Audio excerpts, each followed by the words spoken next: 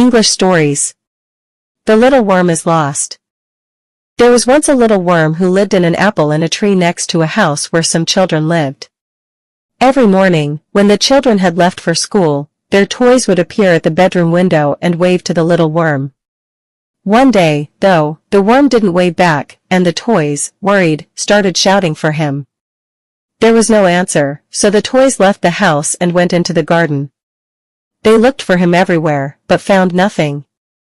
The toys kept looking until they heard a strange noise coming from the garage. They ran over and found nothing but some more toys, but when they were all quiet they could still hear the noise, and it led them to a football. Everyone started shouting for the worm again, and from inside the ball appeared a little head, saying, "Okay, fine, but I'm sleeping. Can't anyone have any peace in their house anymore?" They all laughed, and then the worm understood that he was no longer in his apple. Amid his surprised expressions and his friends' questioning, in walked a stray cat and said, "I saw everything, I can tell you what happened." And so the cat told them that the previous night the little worm had been out on the town, enjoying himself. When he returned to the tree it was already dark and he couldn't see his apple.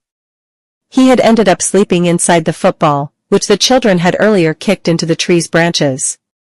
And the next morning, before leaving, the children's father had collected the ball. They all enjoyed hearing about the adventure, and were glad nothing bad had happened to the little worm. However, while the worm was returning to his tree, a bit annoyed by the toys' laughter, he thought to himself that he would have to be a bit more careful to get home before dark.